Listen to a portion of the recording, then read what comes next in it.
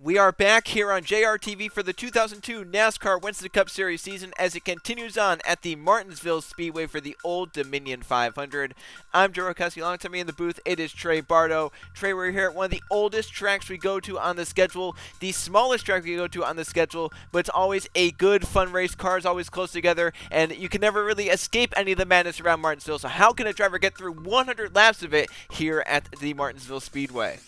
Easy. The key is to, keep your car clean. I mean, if you got damage here, it really depends on what the damage is, but it's not going to help you. So if you're out front, or really, I mean, if you're not near any car in general, which at a track like this, it's kind of hard to do, you're going to be fine. But yeah, the number one key to winning this thing is keeping the car clean. And someone who does know how to win it here, Fitzwater did it last season in the number 2, so we'll see if he can try and get it done for the second straight season here at Martinsville. It's going to be very tough, though. He starts back in 34th, but the man who led the most laps here in this race last season and started on pole in that one was the guy who starts on pole in this one, the 24 of Justin Zeidel. He led about the first 55 or so laps last season before being passed by Eli Bright just before green flag pit cycles. So, Trey, do you think Justin has learned from what happened last season, where maybe wore his tires out before the end of the long green flag run? Has that team and driver learned something here as they start in the same position they did last season? Can they possibly try and get Hendrick Motorsports' first win on the season?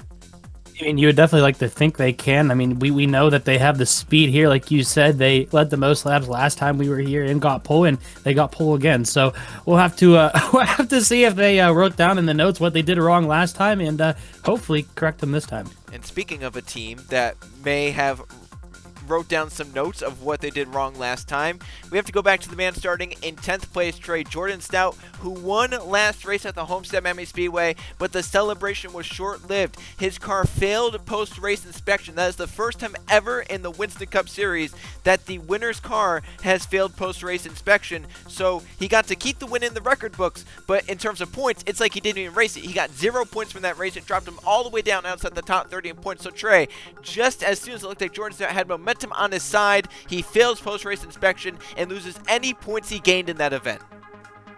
Yeah, he it's I was surprised to hear that. I don't know about you, but I mean, that team just they can't let that bother them there. They got to continue going, and I mean, they qualified top 10, so it seems like they're not really letting it bother them. They just got to get right back up on that horse and hopefully get another win here to help them out again. Yeah, it was a big shock, like you mentioned. Everyone basically leaves the track because inspection happens, a few hours after the race. They have to break down the whole car. They look through it, and a few hours later, you get that news of, hey, something went wrong. And I saw the news, and I went, oh my gosh, that is unexpected, because ever since JRTV's taken over, we've only ever had 2 post-race inspection failures, and that was in the same race at the Lowe's Motor Speedway back in 2000, and it was second and third place that failed. So something like this happened, unexpected, unprecedented, and we'll have to see if some of these teams have maybe reined their cars back in. Trey, do you think that maybe, seeing a winner fail post-race inspection, have teams maybe gotten their cars back to a little bit more of what the standard should be, rather than branching out, trying to go into the gray area of the rule book? I mean, Joe, you know every team's always cheating. It's just, they do a really good job of not getting caught. I mean, you're not truly saying you're trying to win races unless, you're stretching the rule book some and trying to find loopholes in. Sadly, Stout found a loophole that he thought was going to get undetected, and NASCAR figured it out. So, I mean, not to say that these guys aren't, on the standard of what they need to be to pass, but you gotta think occasionally there's some teams there that might tweak a thing 0.001 of an inch just to help them out that small a bit.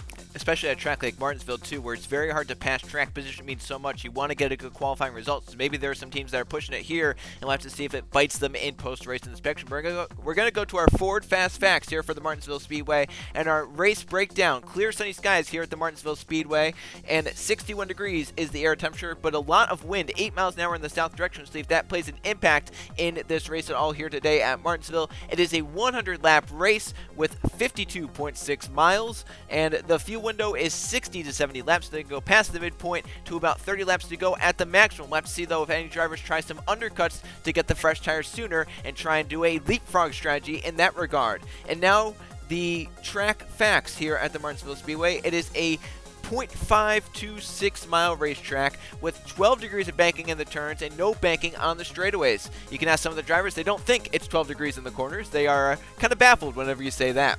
This track was built in 1947, held its first race in the Winston Cup Series in 1981. And some fun facts about Martinsville: the last 3 Martinsville winners have gotten their first or second career victories. The last 2 winners were first-time winners, and then back in the first race of 2000, Brett Sear got his second ever victory. And also, Ford has 8 Martinsville victories, and their last came last season with Zachary Fitzwater Sr. in the number 2 car. We'll see if Ford can try and get it done once again here today. Their highest starter is Keyshawn Merchant, who finished runner-up at Homestead. He starts in 4th. Let's see if he can get it done from the outside of row number 2. As it's about time to get going here at the Martinsville Speedway, let's go down trackside, fire these cars up for 100 laps around the Martinsville Speedway. Drivers, start your engines!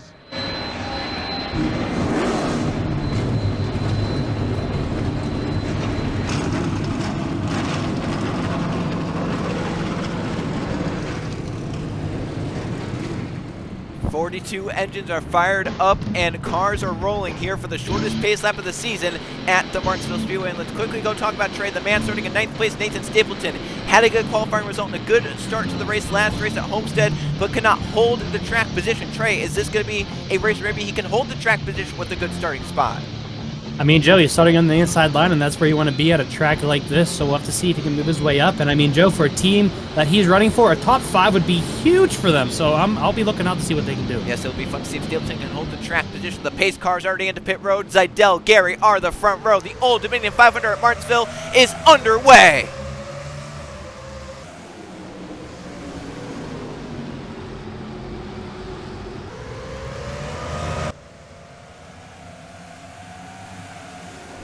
Front 2 get clear, single file. Zidell and Strickland lead into turns 3 and 4 for the first time. Jericho up to 3rd place, he'll get clear. Battle for 4th is Yepez and Gary as Zidell from pole leads the first lap here at Martinsville.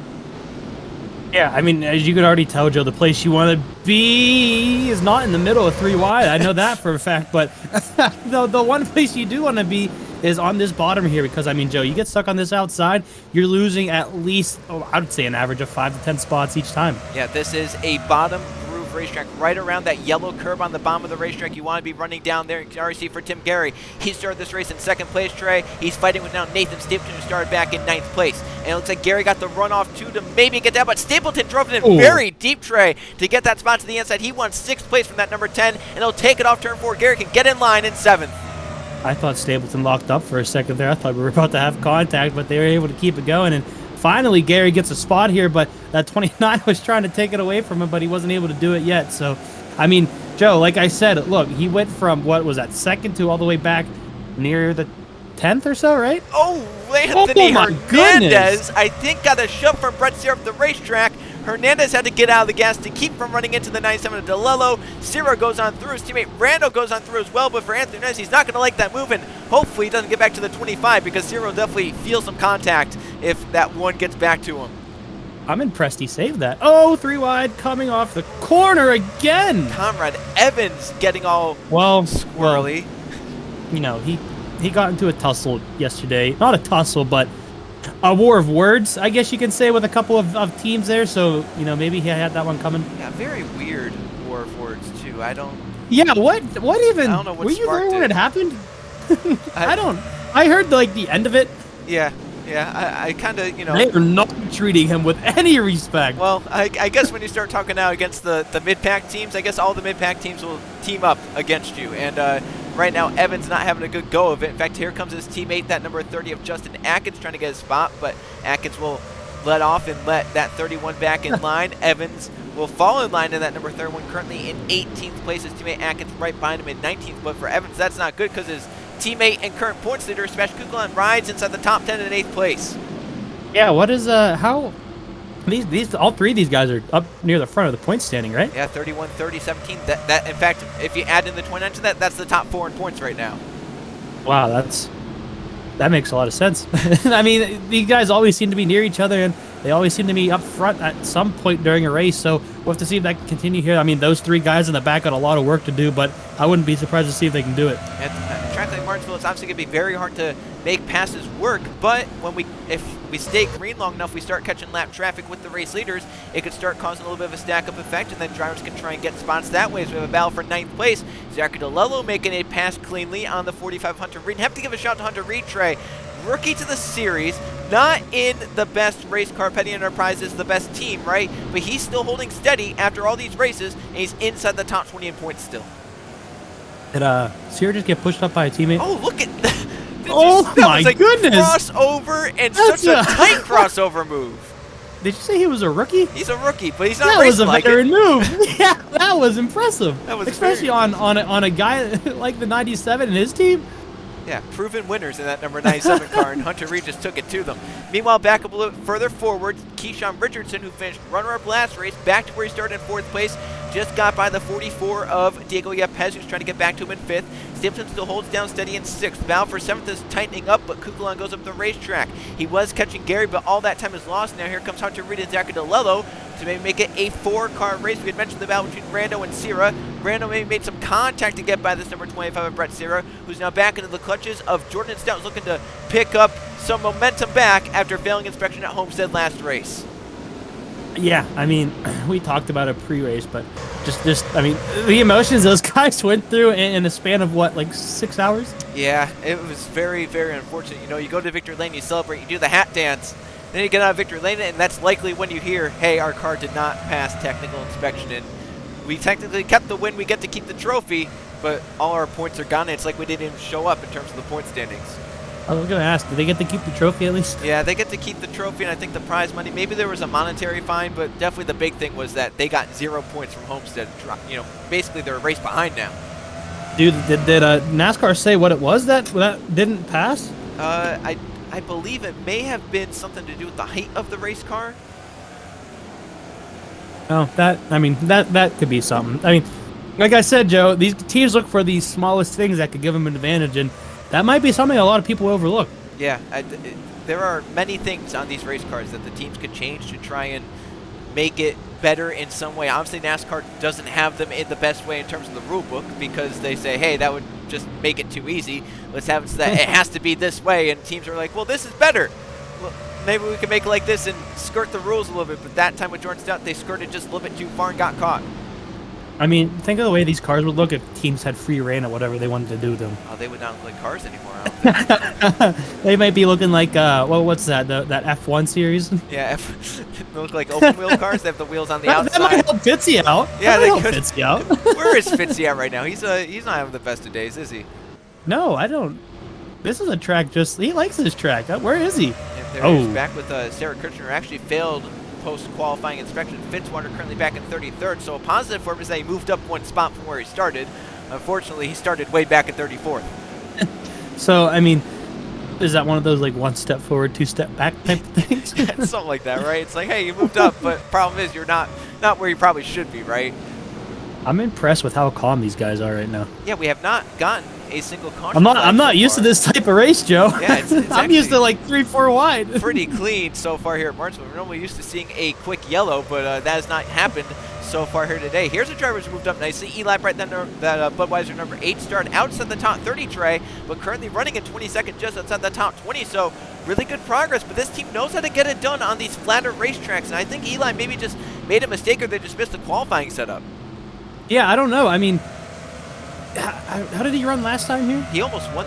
He was actually the one that Fitzwater had He to was pass. the one who passed. Yeah, that's right. So, yeah, I mean, you would have to think maybe it was just a bad qualifying or one small thing wrong on the setup there. It just does not seem like it's suiting Eli very well, and he's struggling right now. But, I mean, hey, he didn't have a good run until the end of the last one, so we'll have to see if maybe he has a long run car. Yeah, possibly, and play some pit strategy right. You could move up a handful of spots with that as well if you do an undercut or even an overcut. If you miss the long jam on pit road, that could get you some time as well. So there's a lot of pit strategy that can be played at a track like Martinsville, and with lap traffic about to be caught as well, that could cause some issues as well. So we'll have to see it as Stout is hunting down Brett Sear, trying to get that spot, and I think he overdrove the corner trade, noticing he got close to that 25 and was like, I really need to get this spot, but kind of just messed up right there. To see if he gets aggressive with it, maybe uses the bumper or not. I mean, Sierra's used a bumper already this race with the guy 2 cars back from Sierra. Yeah, and we'll have to see if maybe Stout does it for Hernandez or if Hernandez wants to do it himself. I know Brett Sierra, if he knows the 1 is behind the 6, he's definitely going to try and hold off the 6 so that the 1 is not the 1 directly behind him. Yeah, I mean, I don't know if Keegan maybe overdrove the corner. or did. there was contact there. It looked like he maybe kind of missed the bottom of the corner, went up a lane, and was luckily able to get the run off and keep that spot off of Matt as well, who is trying desperately to get by this number 5. That's currently battled for 15th and 16th on the racetrack. I mean, think about it right now. If Keegan gets put up top right now, he's losing at least probably 3 spots, right? All the way back to the 31. Yeah. It might even even to be the 4 or 17. 5, yeah. It might be a couple spots, so Keegan's going to do everything he can to stick to this bottom here. And, I mean, the longer that these guys, stay single file, the longer that line's going to get behind them here. And, I mean, at the moment, these guys, I don't think we've caught many lap traffic cars, if any at all. A couple. Well, actually. Anderson Reed is severely off the pace. We've caught him, and he's already gotten lapped by Zidell. Now he's getting lapped by Strickland. There has to be something wrong with that 14. Maybe he's down a cylinder? Yeah, we'll have to see. Next time he comes around here, we could probably hear it, right? If he's not around other cars, we could probably hear if that car is alien He has anyway. no speed.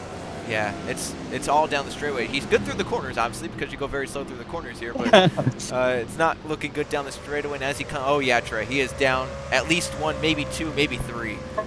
It sounds terrible. You might be able to hold it full throttle around the corners at this point. Yeah, it sounds awful. It looks like it does. I mean, look at that. I'm surprised they're staying out. Yeah, I'm waiting for it to blow up, right? If it's that bad, at some point sooner or later, it's probably just going to let go because engines aren't supposed to run like this. Could NASCAR say something about that, or essentially is it out of NASCAR's hands just because they're still running? Yeah, so as long as they're above minimum speed, which minimum speed is normally pretty slow anyway, so they're probably definitely above that. The only reason they could maybe bring him in is if he starts smoking. They could be like, all right, you're probably dropping stuff on the racetrack, pull in, you have to get off the racetrack. But I think at this point, NASCAR can't really do anything. They just have to say, all right, it's in your hands. If you want to blow an engine, you can do it. But I'm impressed it hasn't yet. I mean, he's still just... I mean, luckily, he's giving everyone their space, right? Yes, he's not holding anyone up. Great job getting out of the way. And I don't see anything dripping out the back of the car, so really, he's doing everything he can and doing it the right way. It's just, it's got to be a pain to ride around this track for however many more laps we have, or down 1 or 2 cylinders. Yeah, it's an unfortunate break for him. He can't, it's not his fault. He's not the one that makes the parts. He can't really do anything at this moment except get out of the way and just try and finish out. Hope other people have some misfortunes as well, and he can try and pick up the scraps from that. Justin Zidell continues to lead at every lap so far here in the Old Dominion 500 at Martinsville. As we go around here, and man, I mean, it's just crazy, Trey, how it's like a non-stop just train of cars around this racetrack. That's got to be crazy for the spotters, huh? I mean, you lose your driver for 1 second, you might be searching for a bit. Yeah, that's the unfortunate. And if you have cars that start looking alike, that could be interesting as well. But here we go, Trey. This is the point of the race last season where Justin Zidell started to lose his gap and lost the lead in about 20 laps after this point. He couldn't get by lap traffic, which were bigger names at that race. There were drivers like Jordan Stout, like Mathis Wells, like the number 29 or the 30 or the 31. It was an RCR car back there, it was a JGR car back there, it was a Roush car back there, so it was harder to pass. We'll have to see this season. It's more the smaller teams. Can Zidell find a way to get through some of these lap cars, get cars between he and Lathan Strickland to hold the lead? Or is Jordan Edwards going to give him the biggest headache and maybe make him lose the lead for the second straight season in lap traffic? I mean, he cannot get past his 83 right here. And it's crazy, too, because the 83 is running 41st on speed. Oh, no! Yeah, but... Oh, he overdrove the corner again. That's going to allow Lathan to get there. Lathan is the happiest team owner right now. That could... That did you forget about that? Well, I did. Jericho up the racetrack. I didn't really connect the dots until now, but yeah, that would be why the 83 is fighting so hard. But here's the battle for third. Keyshawn Richardson going after Chris Jericho. The 18 messed up, and Richardson could be the one to go to third, and that's about the spot Fitzwater was in last season when he won about this time. Can we talk about this 44 for a second? Yeah, Pez is doing a really good job. He's hanging with these front four. I didn't even notice it until just now when he's passing our rating champion. Yeah, he's going for fourth place right here. We'll see if Jericho can get the run. No. So the 44 going for that fourth spot, and we'll take it away from Chris Jericho. The 18 might be best off just letting him go, get back in line, and I don't think Yepez was quite clear there. Jericho still fights back to the outside. If you're not clear enough, clear yourself, I guess. I guess so. But Zidell he's still stuck. Still stuck behind Jordan Edwards, and Lathan Strickland is trying to find a way to get by Justin Zidell cleanly. So We'll have to see, can the A3 hold the 24 up enough to where the 15 can get a run and get to the inside and make the pass, or could it maybe be Keyshawn Richardson going for a second win of the season to get it done here at Martinsville, because he's closing in on the front too. Maybe Strickland's kind of waiting for Zidell to use up his stuff, trying to get past the 83 here, that once Zidell finally does, I mean, he won't have much tire left, so that definitely could be a plan that Strickland's trying to do here. Yeah, it did seem like last season in this race, Zidell's big thing was he wore out the rear tires trying to get by lap cars, and it ended up costing him. Once, you know, he got by some of the lap cars, he didn't have the grip off the corners, he didn't have to run. He was good into the center of the corner, but center off, it was just not good for him at all. He was losing lots of time on the long run, so we'll have to see if it stays like that for Zidell. He's right onto the back of Edwards right here. I thought that maybe that was going to be the shot for him, but he just can't get it done here, Trey. Still Edwards maintaining on the lead lap, and no, that's his right, because he's trying to stay on the lead lap, because the yellow comes out. Now Zidell's at the track, and Strickland has a run to the inside. Can he keep it this time? I think he will. That was a big overshot by the 24. Zidell tried to fight back, but he couldn't. Lathan Strickland to the inside for the lead in the Ultimate Indian 500. And off of 4, Strickland clears Zidell, and he's the new leader here at Martinsville. All right, now it's either let your owner buy, your boss buy, or try to stay on the lead lap. Yeah, that's going to be an interesting thing, right? Zidell's still right there. Last season, he fell back a few spots, but now he's still right with Strickland, so we'll have to see if he can pressure Strickland to a mistake and get the lead back. What might help here is I think we're catching the 14 again, if I'm not mistaken. Is it going to help any? Oh, Zidell again up the track and 1 and 2 for the second or third straight lap. Messes that corner up, but this time he's able to keep it off Keyshawn Richardson, who tried to get down to the inside but couldn't.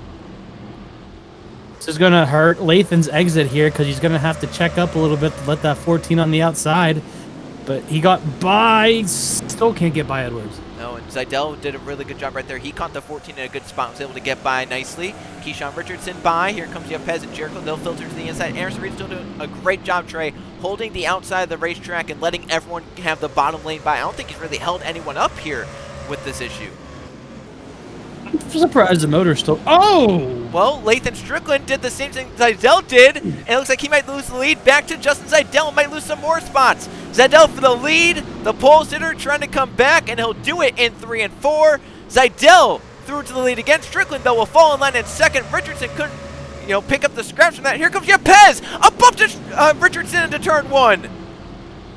And the small team using some arms, huh? They are. A little bit of elbow grease. Yepez going for third place, because he sees how these front two keep trading the lead back and forth in lap traffic. He's like, hey, maybe I can be the one to get up here and win this race.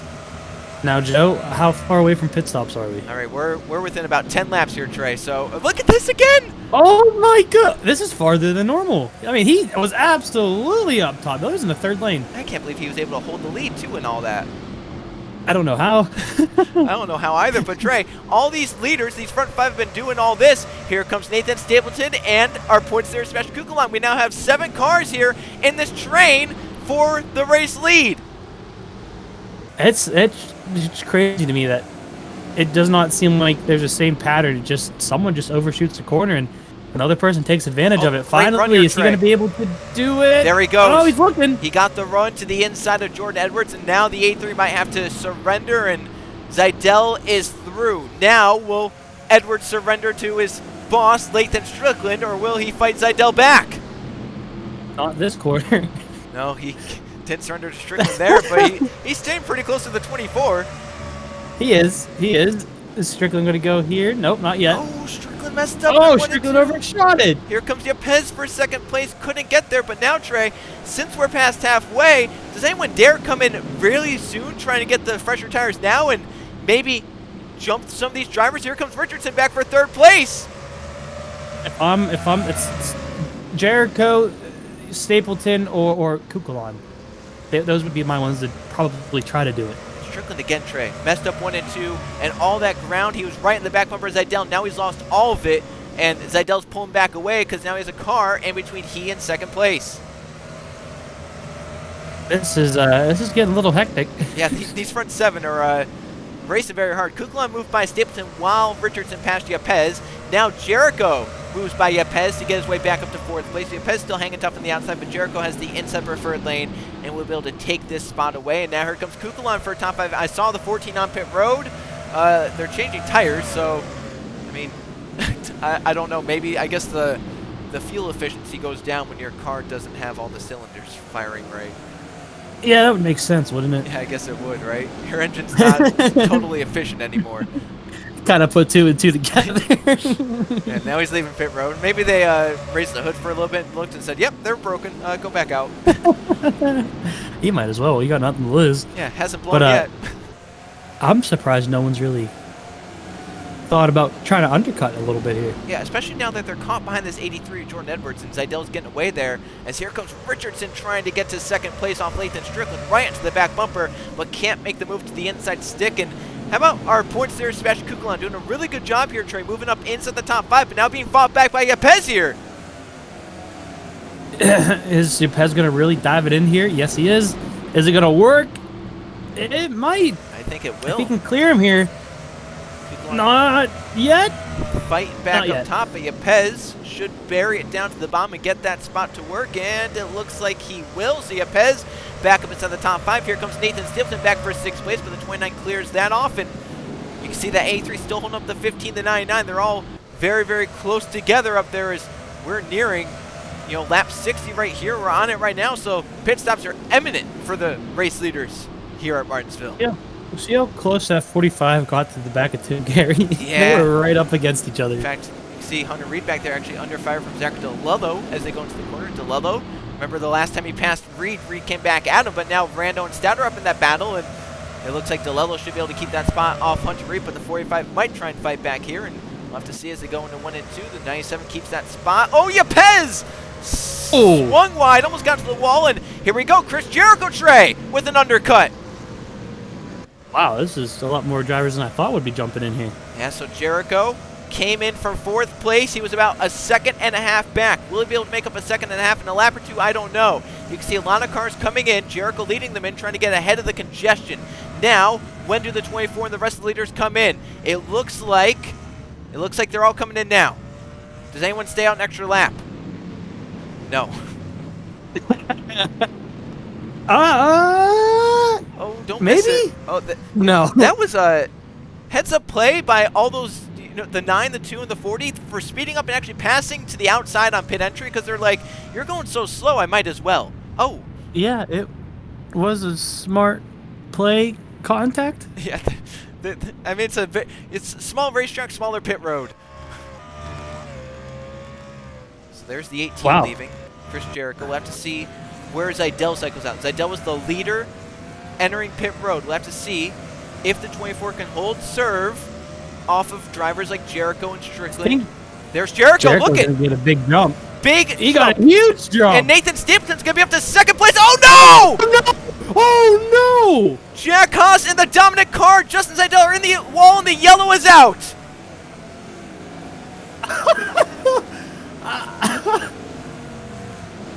I don't even know what to say. Yeah. Who do you put that on? We'll have to see a replay to really. From what I saw, I think Zeidel didn't even. No one told Zeidel that the 77 was there. Because he just came up. And from the dominant car, the pole-sitting car, Trey, to now out of the running.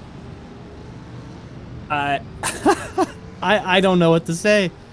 That was out of nowhere. That came out of nowhere. That was out of nowhere. As these guys are trying to figure out, I mean, NASCAR's going to have a fun time. Yes, they are. Trying to figure all this out, right? But look at this. Chris Jericho cycles to the lead. Nathan Stapleton will be 2nd, but there's a lap car between them. Strickland, how about Stout up to 4th? There's Haas, who was unfortunately involved in that. Want to see if he was the primary cause or if it was the 24's fault. There's the one of Hernandez. He's up inside the top 10. Tim Gary Matt as well is inside the top 10. So this is shaking the running order up here, Trey. Yeah, it has. I mean, that was a very untimely caution. It was. That was right as this. Well, luckily for drivers like Jericho, it had cycled out already, right? If that came a lap sooner, they're trapped a lap down or at the back of the pack. Think about if someone would have stayed out longer. Yeah, exactly. If someone stays out a lap longer, we would have had a Roberto Crown. Exactly. Exactly. If someone did just 1 lap, which last season we had some drivers go 1 lap longer, and if they did that this season, it would have worked out in their favor. But the yellow flag for the first time is out. past the midpoint. Justin Seidel, the dominant car of the day, involved in a crash off pit road, and he's done in the Old Dominion 500 here at the Martinsville Speedway. Unfortunate timing here, Trey, as Justin Seidel leaves pit road. Chris Jericho, do you think possibly he sees Jericho leaving there? He knows the 18's going to be far ahead. He's trying to get up to the track as fast as possible. And right here, he just really... He turns right. Yeah, and look at Nathan Stapleton right there. Look how close that is. Oh, that's a hard hit. That is a very hard hit. The crazy thing to me is that even before the 77 gets up to Seidel, he's, 2 or 3 car lengths back. So I wonder if, like you said, Seidel didn't really try getting out there that fast until he saw the 18 pass him. And maybe, him turning right was because maybe he could have spun the tires on cold tires, right? Or he just tried to get out there as fast as he could and didn't see the 77 out there. It could have been, and unfortunately, it's a terrible situation for both drivers, right? Justin Seidel, who had dominated and had one of the best cars, possibly could have challenged Chris Jericho if it stayed green. And then for Jack Haas, you don't want to be caught up in something like this, and it's just an unfortunate controversy that he's going to have to deal with now. Yeah, I don't really know if you can put the blame on anyone in that one. That's just kind of a leader trying to catch the new leader situation, and the 77 just being at the, would that be the wrong place at the wrong time? Yeah, unfortunately, wrong place, right time, I guess you could say, for the 77 of Jack Haas. As we'll go take a look at this wreck one more time in full speed. One more view, Trey, as Seidel leaves pit road. You see the 18 go by, and here is the 24, and I think it could have been wheel spin. You would have to think, right? Cold tires. He saw Jericho go by, so you're going to think he's going to step up the gas. And, Joe, just for how quickly that car turned to the right, you got to think it's wheel spin. And he honestly probably would have saved it if, 77 wasn't there. But, you can't put the blame on him either. Yeah, it's the unfortunate part is that it was more of a race, not really racing, but I guess a leaving pit road incident that unfortunately will take Justin Seidel, who led the most laps here today, out of the running for the Old Dominion 500. Shakes up the running order in a big way. Now the new race leader is the 18 of Chris Jericho. Last season's champion has not yet won this season. Could that change here at Martinsville? We'll find out in the last 30 laps here in the Old Dominion 500. All right, Trey, not the cause of the yellow, but something that occurred on lap 1, the initial start of the race. Jamie Stammer Jr. got disqualified by NASCAR, got served the black flag, because right here on the start, you cannot pass to the inside, you cannot pass any lane in front of you. Right here, Stanworth gains a spot from the 49 and the 12 at the line. Immediate black flag for the 4, but Trey, the issue is he's in the middle of 3 wide. He can't get to the bottom. He cannot serve that black flag within 3 laps. You know the rules, Trey. 3 laps serve the black flag. If not, you get the black flag with the white cross. You're not scored anymore. Yeah, I'll be honest. I didn't even realize that he got DQ'd until you and me were looking over, looking over the lineup before we went back to green, and we noticed the DQ was next to the number 4, and we didn't get any word from NASCAR. So, yeah, he just can't get to the bottom. Yeah, it's a whole mess of cars back here. They're 3 wide in many places, right? The Ford already got 1 lap right there. Here comes his 2nd lap, right? So he still has another lap to go to serve it. But once you cross the 3rd lap, if you do not pit on the 3rd lap, you get the black flag with the white cross. You're not scored anymore. So right here, as he comes around, he's now 3 wide top. So he was 3 wide middle. Now he's 3 wide top. And a huge mess. Can't get down in line. So right here, as he crosses to start lap number 4, Trey, this is the final instant that car gets scored in this race. Right here. Yeah, and then he still can't get down from here. He's still right, maybe right here. Nope, not yet, because the 19's on the inside here, right? Joe, he's out here for another, 2-3 laps? Yeah, he's out here basically not racing for anything, because NASCAR is now telling him, you have to park it now, because you've not served it, you're not listening to us, you have to park it, even though he probably was trying to listen. But, that's just the rules, right? NASCAR can't really say, oh, well, since you were, we'll change the rules for you. That's just, that can't happen. Right here, he could have maybe gotten down there if he tried to swipe across the 49. Mad. Yeah, then right here, finally he could get to the inside once this 49 clears him here, and then not quite, actually. I lied. Maybe. And then right there, got the runoff, and then he's like, all right, now I can bring it down, and from there to the garage area. That's crazy. That's just bad luck. That is. First off, he did the crime, right? Yeah, he did. But then it's bad luck to not be able to get down. Yeah, but I guess the bad luck is started from the crime, right? If he didn't do the crime, he wouldn't have had the bad luck. I mean, a smart man for trying to take advantage of a stack up, but you just can't do that. Yeah, can't do it to the inside. So unfortunate for Jamie Stanford Jr., but as we'll come back green, it's Chris Jericho out in front at Martinsville. Back here at the Martinsville Speedway, a few laps from the green flag. Chris Jericho, last season's champion, is out front under these paced laps. But Trey, let's go back to our Advanced Auto Parts question of the week from last week, where we asked how many races should there be on the Winston Cup schedule, and majority, overwhelmingly, say there should be more than 32 on the schedule. There shouldn't be 32? No, more than 32. Oh, yeah, I agree. Yeah. More races. If I can pick one of the tracks. Exactly. Well, you were saying if you could pick the tracks. But, here we go. Spa. This week's Advanced Auto Parts question of the week is with this man back here, Jordan Stout, the number 6. Uh-oh. Yeah. So he got DQ'd last race at Homestead. The question is about the DQ. Does the punishment fit the crime? So is the punishment too soft? Is the punishment just right? Or is it too strict, Trey? Well, Joe, if you do something against the rules in NASCAR and your car wins, why wouldn't you get the win taken away? All right, so you think it's too soft? I think it's just right. Oh, okay. Well, he didn't get the win taken away. He got the points. Well, you know what I mean. Yeah, okay. It's just right. Well, that wrapped up just right, because here comes Chris Jericho to take the green flag at Martinsville. Oh, Edwards! I don't know if that was him getting out of the way or if he really messed that corner up. I don't know. Maybe. Oh! I don't know. That was. Oh, no. Roger Ray has blown up on the inside. He's coasting. Will he make it back to pit road so that yellow flag doesn't come out? Looks like he'll make it. He's good. It looks like he was way down on power, though, for a while there. Yeah. Maybe. I don't know. That was weird. So Justin Liddell is in the garage. He's done. The 55 was a header, so that's another car out. So for Harrison Reed, he's gotten a few more spots here in that number 14, just staying out there with about 7 cylinders or something. But we have 34 I'm cars surprised on the he's lead only. lap.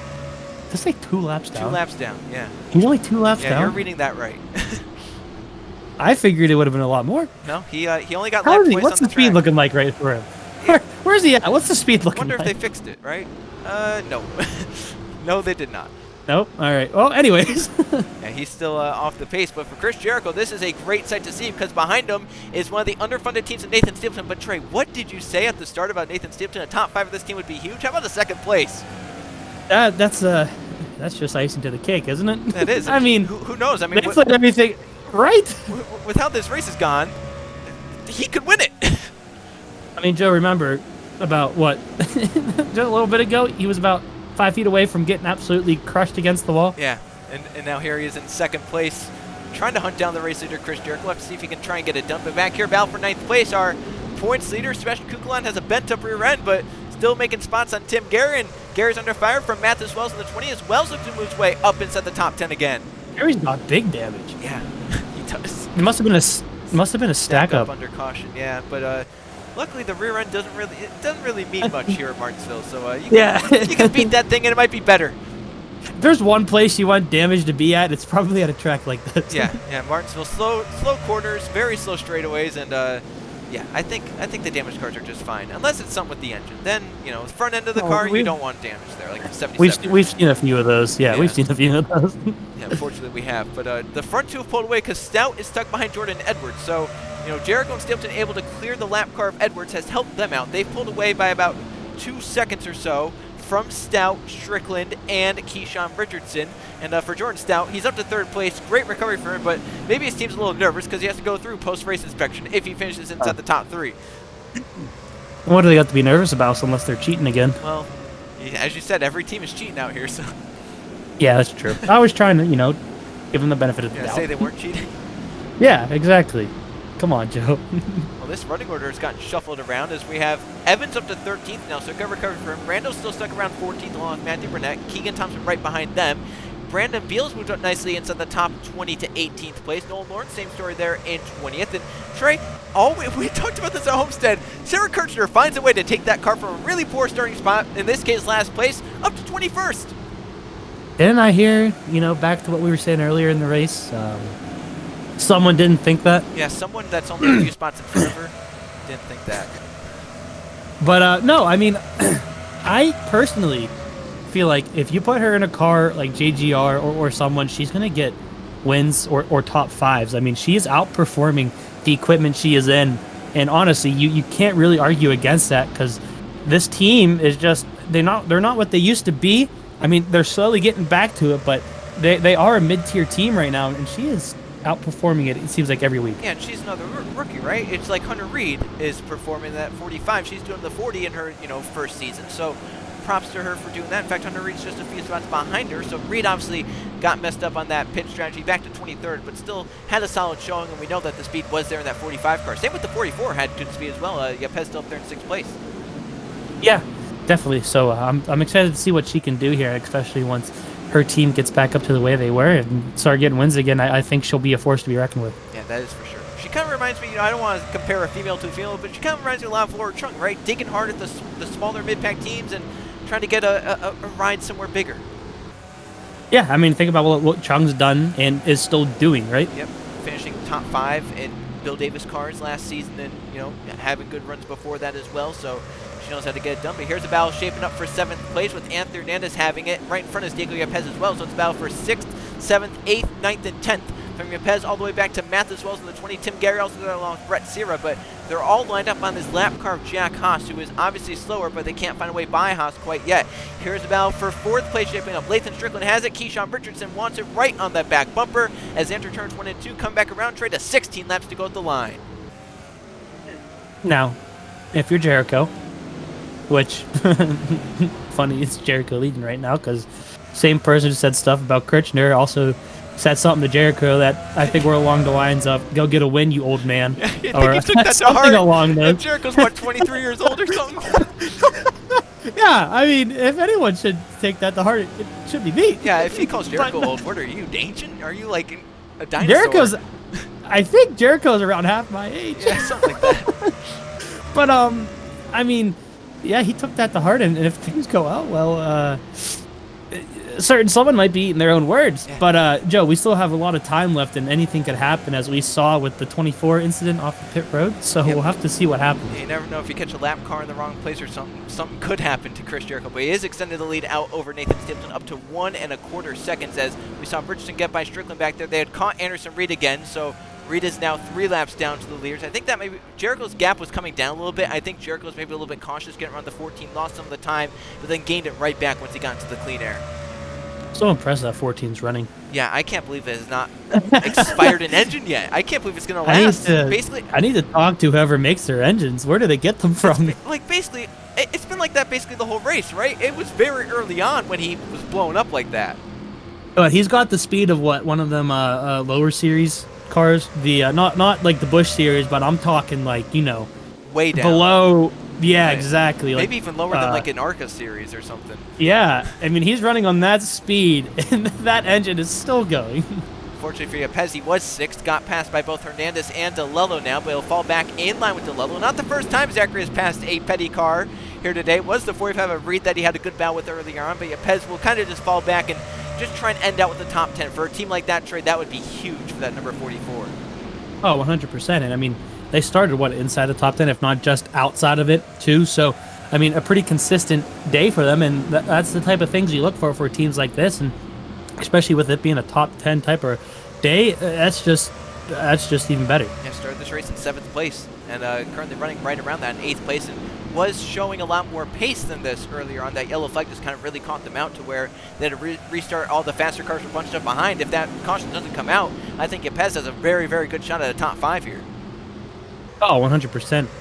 He just has to, he's got not plenty of time left, but he's got time left. So he's definitely going to have to make up some spots here. But if these guys battle like this, then it might be a chance to get that to happen. So Hernandez trying to move by the lap car of Jack Haas so that he could get some gap between he and the cars behind. DeLello will try and follow through as well, staying right with that number 77, trying to keep a nose to the inside, and will.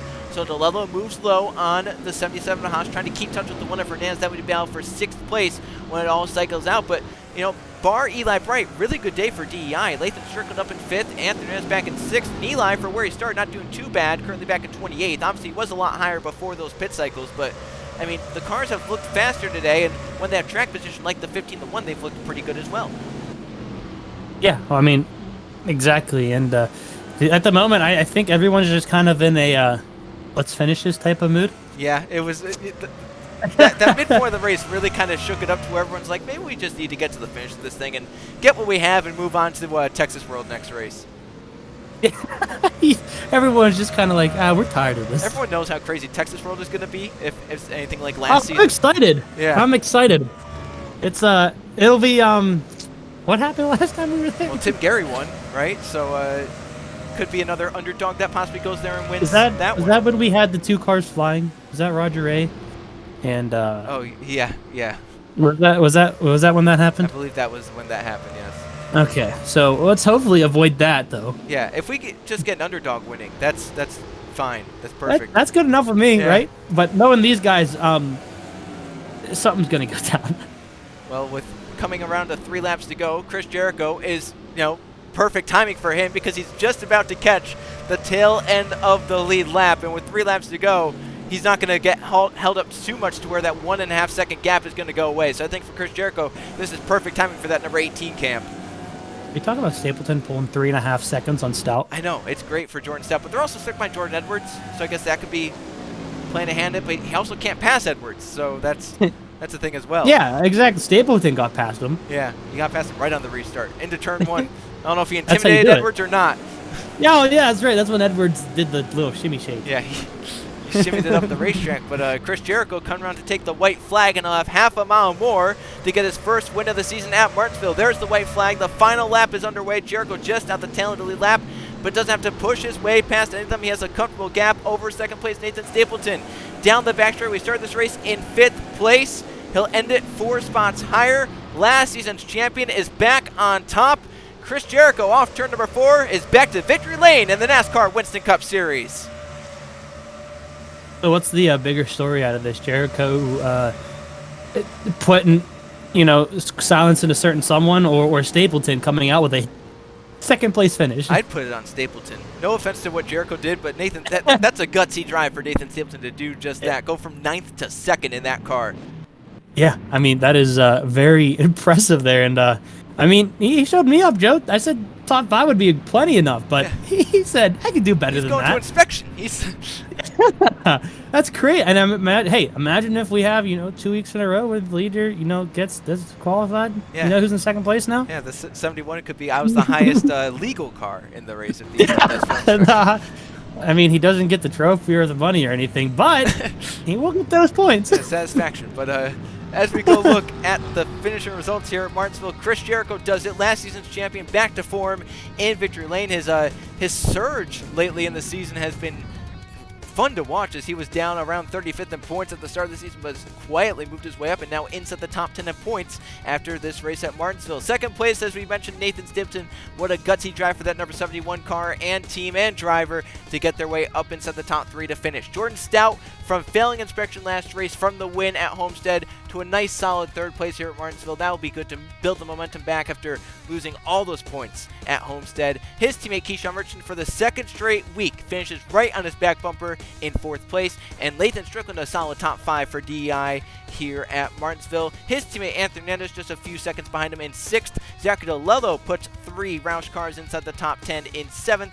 Sebastian Kukel will be able to keep that points lead. 8th place for the 29. Once again, solid runs for that number 29 car. Yepez holds on to finish inside the top 10. 9th place for that team. Really good run for him as well. And Mathis Wells moved up nicely. Puts JGR in 1st and 10th, so they bookend the top 10 here at Martinsville. Brett Stewart just outside the top 10 and 11th.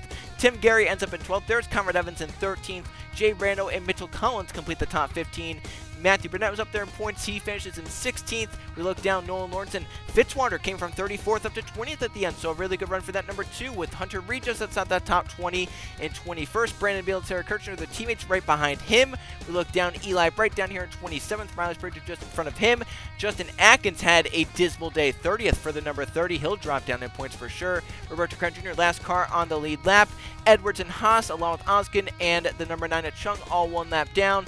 Reed was 3 laps down. A mechanical issue for the 55. Roger Ray put him out. Zidell from his crash, and Jamie Stammer Jr., as we covered before, the DQ puts him out of the race here at Martinsville. As we go, we look now at the points. Kukulan Trey still holding the points gap, but there are drivers like Burnett and Evans that are not going to let him get too far away. They're still having some very solid seasons themselves. No, it's not over yet. You know that. Oh, we know it. And you know what? With how Chris Jericho has been coming alive here, don't count him out to go back-to-back. That'd be pretty impressive, wouldn't it? But hey, at this point, I've learned just like we saw with Zidell, to expect the unexpected. Exactly that. And as we go to next race at the Texas World Speedway for the Pennzoil 400, expect the unexpected there. We've seen some crazy races there in the past, and this one's sure to be the same, as we've already had a crazy season to start. And Trey, how much crazier could it get at Texas World? I don't want to think about it. We just talked about it. Last time we were there, we had 2 cars flying. And we had an underdog so win. let's not do that. Yeah, hopefully we just get the underdog win and no one gets in harm's way at Texas World. We'll say that. Yeah, we'll be hoping for it. Well, thanks everyone for tuning into JRTV for today's Old Dominion 500, the NASCAR Winston Cup Series at Martinsville. Congratulations to the 18 team and Chris Jericho on winning here at Martinsville. For Trey Bardo, I'm Joe Rokowski. So long from Martinsville, and tune in next week to JRTV for the Pennzoil 400 at the Texas World Speedway.